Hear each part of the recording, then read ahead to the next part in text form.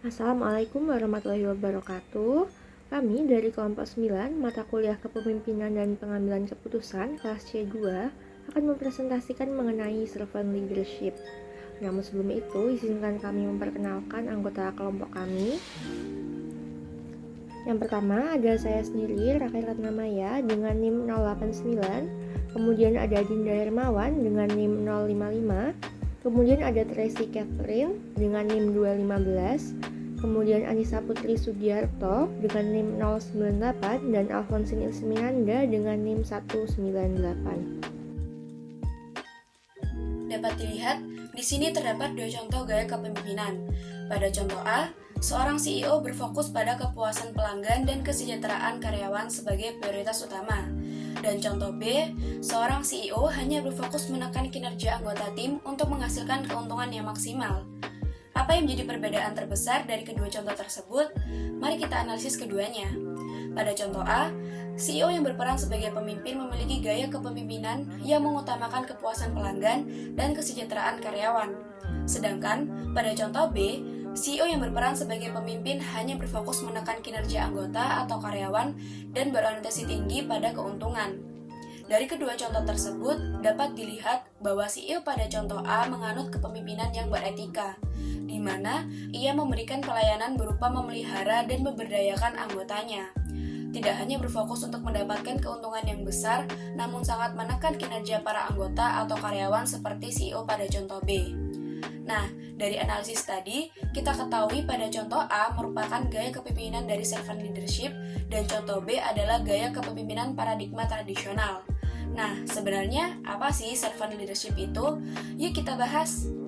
Yang pertama, kita akan bahas mengenai konsep dari servant leadership. Servant leadership merupakan pendekatan yang berfokus pada pelayanan dan pengabdian kepada orang lain sebagai inti dari kepemimpinan. Ini merupakan konsep kepemimpinan etis yang diperkenalkan oleh Robert K. Greenleaf pada tahun 1970 dalam bukunya yang berjudul The Servant as Leader. Greenleaf mengusulkan bahwa pelayanan kepada para anggota merupakan tanggung jawab utama para pemimpin dan esensi dari kepemimpinan yang beretika. Pelayanan di sini mencakup memelihara, membela, dan memberdayakan anggota. Pendekatan ini menekankan pada kolaborasi, trust, empati, dan the ethical use of power. Sehingga tercipta tujuan dari servant leadership ini, yaitu menciptakan lingkungan kerja yang kolaboratif, penuh kepercayaan, dan berorientasi pada pertumbuhan individu dan kesuksesan organisasi. Jadi, pemimpin yang melayani harus memberdayakan anggotanya dan bukannya menggunakan kekuasaan untuk mendominasi anggota. Sedangkan, kepercayaan dibangun dengan bersikap jujur dan terbuka, menjaga agar tindakan tetap konsisten dengan nilai-nilai yang ada, dan menunjukkan kepercayaan pada para anggota. Tujuan tersebut dicapai bersama dengan memfasilitasi pengembangan individu, pemberdayaan, dan kerja kolektif yang konsisten. Baik, selanjutnya kita akan masuki karakteristik dari servant leadership. Servant leadership ini memiliki 10 karakteristik yang diantaranya adalah yang pertama, mendengarkan. Servant leader memiliki karakteristik mau membuka telinga dan juga mendengarkan orang lain ataupun anggotanya, yaitu di mana mereka memiliki karakteristik untuk membantu menyatukan aspirasi kelompok dan juga menjalin hubungan dengan intuisi diri sendiri, sehingga menunjukkan bahwa para leader dari servant leadership ini tidak hanya berfokus kepada kekuasaannya sendiri, tetapi juga mau membuka terhadap anggotanya sendiri atau juga orang lain. Lalu selanjutnya adalah karakteristik empati, di mana para leader ini berupaya memahami rekan kerjanya sendiri dan juga memiliki kemampuan untuk merasakan empati terhadap orang lain.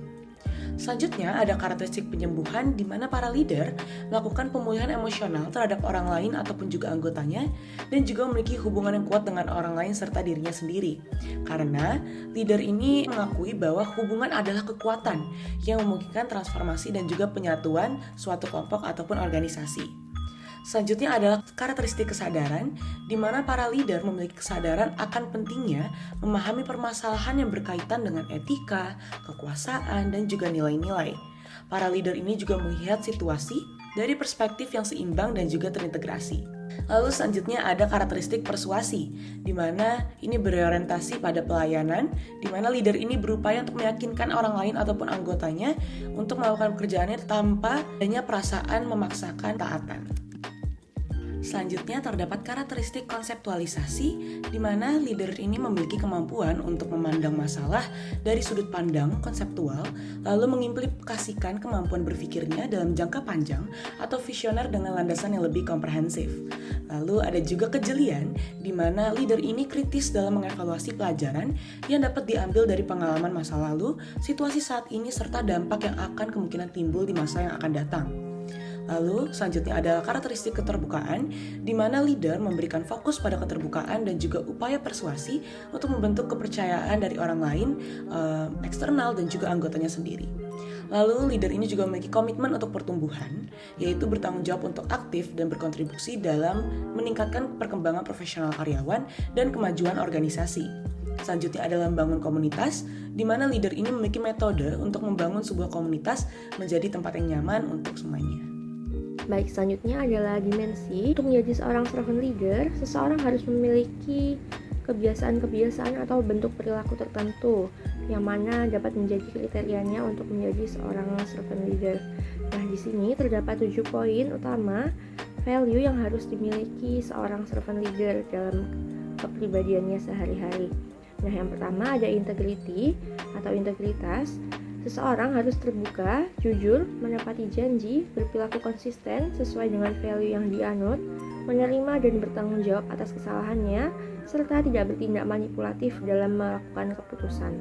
Kemudian yang kedua adalah altruism atau altruistik. Seseorang tersebut harus suka untuk membantu orang lain, mau berkorban dan rela berkorban untuk kepentingan bersama, mendahulukan kepentingan bersama dibanding kepentingan pribadi, dan bersedia untuk melakukan pekerjaan di luar pekerjaan formalnya saja. Jadi dia bersedia untuk membantu apapun yang dibutuhkan oleh anggota-anggotanya. Kemudian yang kedua adalah humility, yakni harus menghargai orang lain, mengakui keterbatasan dan kesalahan apabila melakukannya, dan menekankan kontribusi sesama rekan kerja ketika mendapatkan keberhasilan. Sehingga ketika dia atau suatu organisasi tersebut memiliki keberhasilan, seorang pemimpin tidak boleh untuk mengakui keberhasilan tersebut sebagai hasil pencapaiannya sendiri, namun adalah hasil pencapaian bersama-sama. Kemudian yang keempat adalah empathy dan healing. Seorang pemimpin servant harus membantu sesama dalam menghadapi tekanan emosional, mendukung penerimaan keberagaman dalam suatu kelompok, bertindak sebagai mediator dan peacemaker dalam kelompok, mendukung kedamaian dan rekonsiliasi setelah terjadinya konflik. Pada poin ini, pemimpin dituntut untuk memiliki empati yang tinggi dan dapat menghealing atau memperbaiki kembali kondisi organisasi setelah mengalami konflik dengan tenang. Lalu selanjutnya yang kelima adalah personal growth. Pemimpin harus bisa mendukung dan memfasilitasi pengembangan kepercayaan diri dan kemampuan orang lain yang berada di organisasi atau kelompoknya. Dia juga harus bisa memberikan kesempatan belajar meskipun berisiko menimbulkan kesalahan. Jadi di sini pemimpin diminta untuk memberikan kesempatan bagi anggotanya untuk mencoba melakukan hal baru, untuk melakukan suatu pekerjaan begitu, meskipun mungkin terdapat resiko terjadinya kegagalan dalam proyek tersebut. Selain itu, pemimpin juga bisa memberikan mentoring dan coaching ketika dibutuhkan oleh anggota-anggotanya, dan harus bisa membantu orang lain atau bawahannya untuk belajar dari kesalahan. Kemudian yang keenam adalah fairness dan justice. Di sini pemimpin harus bisa mendukung adanya fair treatment antara anggotanya, tidak boleh pilih kasih ataupun menspesialkan pihak tertentu. Kemudian harus dapat melawan ketidakadilan dalam perbuatan ataupun pada aturan yang berlaku. Kemudian ia harus bisa menolak atau menghindari tindakan yang memanipulasi hak-hak orang lain. Kemudian yang terakhir, ketujuh, empowerment. Pemimpin harus bisa berkonsultasi dengan orang lain mengenai keputusan bersama yang akan dibuat mengenai organisasinya. Ia harus bisa memberikan kebebasan atau otonomi kepada anggota kelompok untuk melakukan pekerjaannya. Berbagai informasi sensitif juga harus dikomunikasikan dalam kelompoknya, dan dia harus bisa mendukung anggota untuk menyampaikan kekhawatiran atau pendapat yang berbeda tanpa bersifat defensif. Baik, penjelasan selanjutnya adalah efek servant leadership.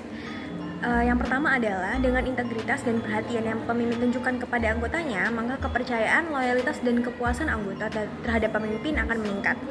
Yang kedua, dengan hubungan yang terjalin dengan baik, hal tersebut membantu pemimpin untuk lebih bisa mempengaruhi dan mengarahkan anggota kelompok.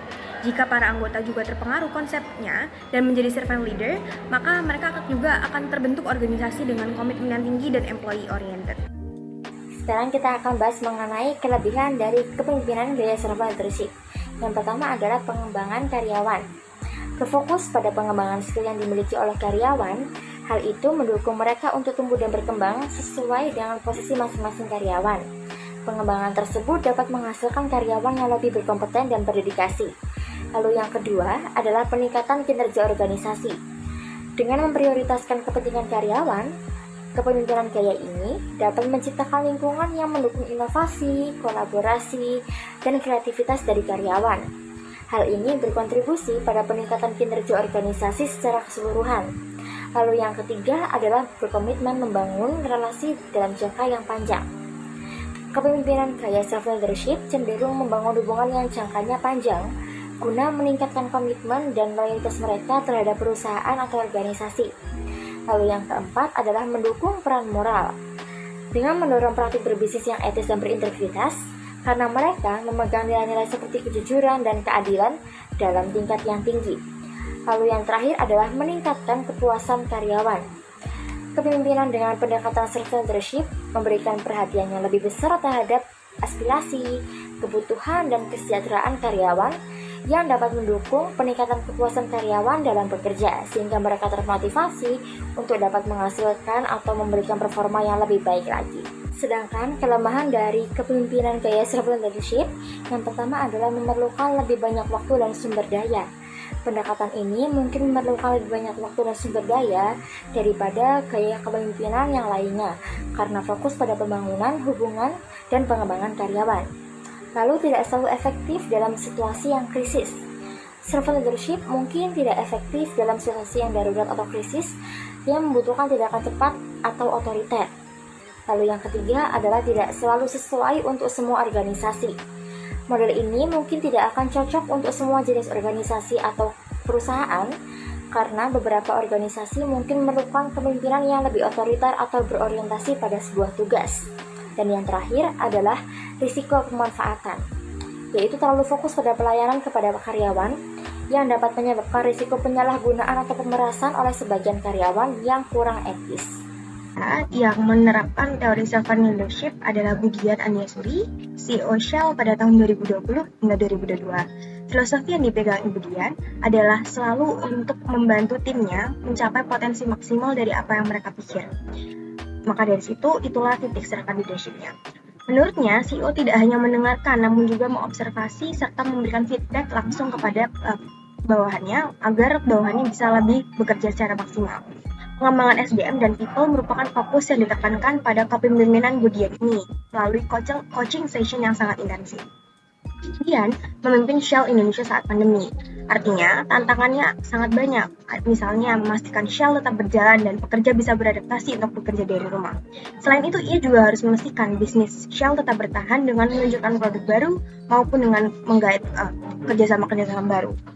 Akhirnya, keputusannya adalah ia memberikan allowance kepada karyawan untuk membeli perlengkapan rumah guna mendukung work from home agar karyawan tetap termotivasi bahkan saat ia bekerja dalam rumah. Karyawan yang terkena COVID pun akan dibiayai biaya pengobatan telemedicine dan vitaminnya yang sebelumnya tidak ada. Untuk menghadapi pandemi, karyawannya juga didorong untuk belajar menggunakan platform digital seperti live streaming, berdiri di depan kamera, workspace, dan Google Workspace, dan lain sebagainya. Sebagai leader, Dian memotivasi dan membantu karyawannya untuk tumbuh. Oleh karena itu, Shell memperkenalkan leadership framework bernama Learner Mindset.